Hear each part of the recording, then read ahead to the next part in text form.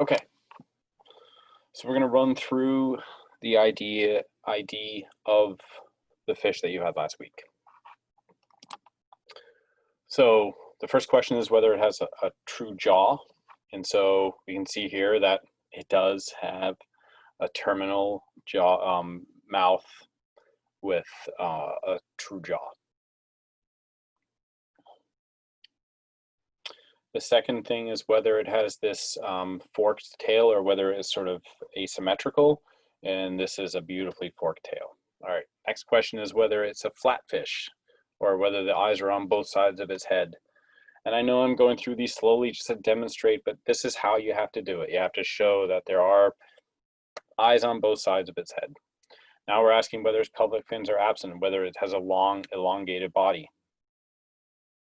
Here are the two fins, the two sets of paired fins. One easier to see than the other, but there they both are. The pelvic first and the pectoral being shown there. Next question is whether it has an adipose fin. There is no adipose fin on this fish. There is not a single fin across that part of the body except for that dorsal fin, which you see just off to the left.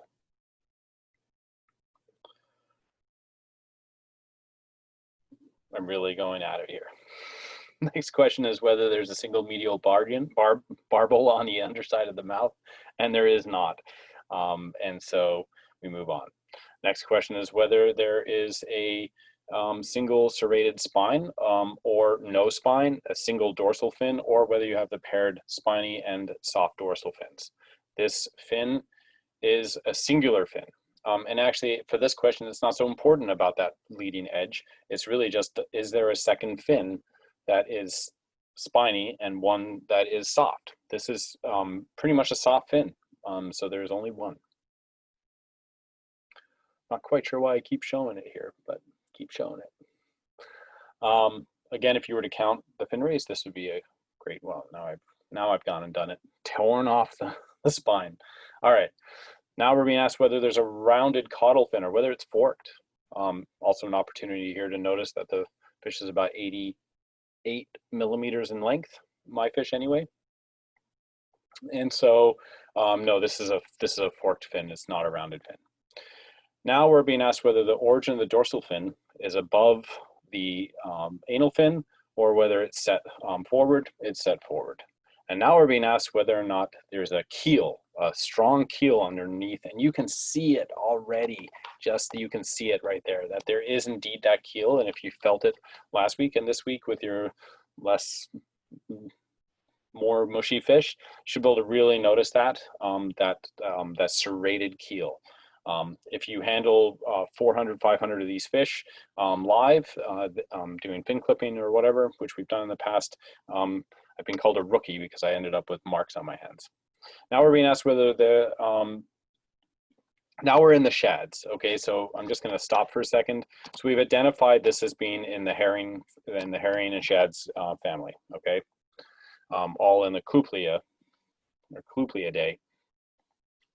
And so now we're being asked whether the mouth is terminal, whether the last dorsal ray is not elongate, and whether adults with fewer than 75 lower gill rakers go to 2, or whether it's this gizzard shad, which is a mouth slightly subterminal, last dorsal ray elongate, and you can see it right there.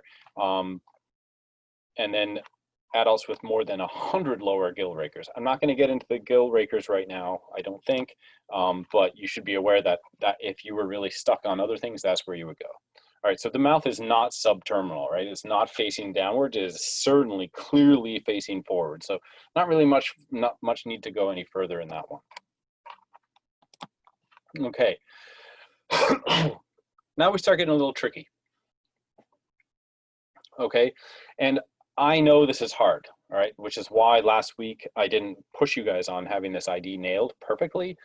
So now we're being asked whether there are 18 to 24 gill rakers on the lower limb of the first gill arch and the lower jaw strongly projecting, hickory shad, or whether there are more than 35 gill rakers on the lower limb of the first gill arch and the lower jaw is not projecting. All right, the not projecting part is challenging, not going to lie, to do. So if I remember correctly, I actually take my scissors and cut through the lower jaw here, and then remove that first gill arch.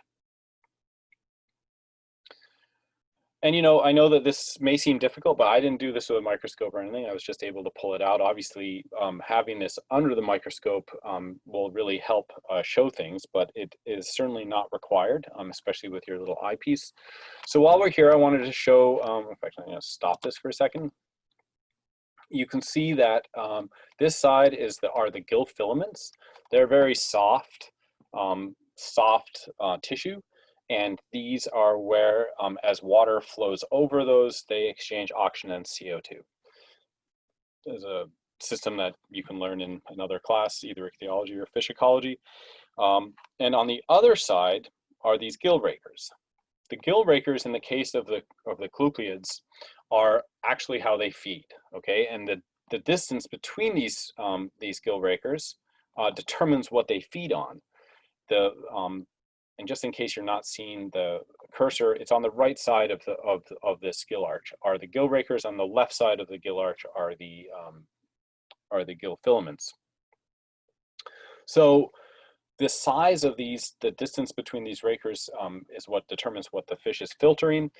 They will look at things and eat them as well. In fact, people know that well because people catch shad on flies. And so they are visual feeders as well. But just to give you an example, for menhaden, which is or bunker locally called, pogies up in Maine, those fish have very small gaps between these gill rakers, and they're actually rather extended and longer than these as well. And they, because of that, are able to eat actually large-chained phytoplankton as well as the sort of larger zooplankton as well. These species of herring are going to be eating a little larger food particles than that, mostly focusing on large zooplankton, but certainly being able to feed down into the smaller zooplankton fractions of rotifers and so forth. We spend a lot of time looking at what they eat. We don't spend a lot of time measuring these gill archers or the distance between these gill rakers, but that is beside the point. I'm totally forgotten what the key part of this was, but it is whether there are more than 35 or less than 24. So I'll go back here and we'll go to this image, and there are more than 35. So I'm going to keep going then. Again, distinguishing it between it and another species. All right, so we're moving on into the other species. Okay, next question. Okay, is the cheek as wide as deep and outline of the upper jaw concave? Go to 4, okay?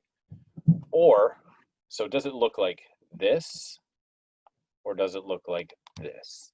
And there are a lot of ways to try and capture this, all right? So we're turning a lot of things as much as we can into meuristics, but ultimately, what we're trying to do even with meuristics is capture something about the morphology and how the morphology is different, okay?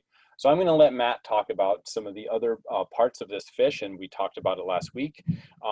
But really what you're looking for is the size of the eye relative to this, to these different structures, both the lower and upper mandibles, the cheek, and how they're each of these are separated. So is there a large distance from the eye to the bottom of this structure, or and is it as the cheek as deep as it is wide? Okay, so you can see that the distance from here to here and the distance from here to here are pretty much equal, whereas in this one, this distance is much shorter than this one. Okay, so this is how we're determining it. So let's go and look at our fish. So we're looking to see, and we'll focus on that cheek. Hopefully you guys are getting a wonderful listen of my children upstairs as well, banging around. I don't know what's going on up there. I'm gonna finish this first. Okay, I'm showing the jaw as well, and I will let Matt talk about this as well. Ooh, I just went zip through there. So here what we have is that distance we were talking about is about equal. If you look at that, The eye size is a little misleading, I think, in this picture, and that's because the other two species you're determining you're pulling it apart from are blueback and alewife, and those have a very large eye difference, eye size difference. And so don't get hung up on that part of that right now. Concentrate on what the question was, which was, in this case, whether this distance between the eye and the lower part of this cheek and the lengthwise are about equal, and they are in this case. This space is not constricted down to a small, about half the size as it was in the other. All right, so this is a shad, all right? And it's important for you guys to know that it was a shad. What I'm gonna do now is we're gonna pretend it wasn't a shad, okay? We're gonna pretend that, in fact, the space, which you can tell on these images, is not as deep as it was in the shad, but we're going to just pretend that it was not a shad, that it was either an alewife or a blueback, because I think that this is a great example. Again, I know I could just pretend because it doesn't matter for what I'm about to do, but this is how we in the field, if we were okay with euthanizing the individual, this is what we would do to determine its species. So we would place the scissors down along the vent and cut through into the stomach, into the gut cavity, and then you know, for what I'm going to do here is I'm actually going to cut a panel basically out of the side of it, and have a look. So I'm going to encourage you, despite the fact that I know that this is a challenge and the fish will not be in great shape, to try and recreate what I've done here so that you are comfortable with the ID that you came up with last week, okay? So in this case, what we're seeing is that this is a very good example of a pretty pale stomach lining, okay? So if this had not been a shad, at this point, I'd be saying it's an alewife. I'd be a little concerned about the black marks in there. I'd be like, that's a little concerning to me. But anyway, whatever, you get an opportunity to see what it would look like with a blueback, with an alewife, sorry. With a blueback, that would be black. It really should be very black. Okay, so what I've done here is I've pulled out the stomach. So I'm actually going to stop it for a sec. If you look back here, you can see that right here is the stomach. And the stomach is easy to figure out what it is because it goes from the mouth through to the vent, okay? And so you can see it actually coming out of the mouth area from the inside and moving down to the vent, okay? And so that's all you need to know for the stomach.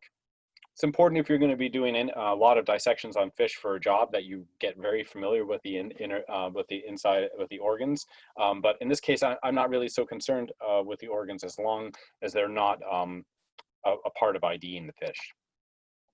Okay, so what you see here is actually there's a decomposed zooplankton, and if you start digging through this, as I do here in a second, you start seeing some kind of invertebrate body. There's a number of these actually inside this sample, and if you remember, these shad had been oh, and actually that's a little right there was that's a little diatom of some kind by the looks of it. So these fish are eating both small things and larger things that are being sieved out by those gill rakers. All right, and I just wanted to show you sort of a full thing that I would have done if I had had this fish in my lab. Oh, and there's a great, this looks like to me like a mosquito larvae, but it's really hard to, or sorry, a mosquito, but it's really hard to know. These fish, once they eat all of the zooplankton that's available in the water, will start eating things, whatever is available, including a lot of stuff off the surface if they have to. Okay, well, that's all it is for this, which was a shad. But it was nice to sort of walk through it, and hopefully this helps each of you in sort of IDing your own fish. And I want you to concentrate on, and I know you did last week because you spent time on doing some measurements of this, thinking about what these eye diameters and things that you're measuring are really trying to capture in terms of identification of this species, this individual, as either a shad, American shad, alewife, or blueback herring. Thank you.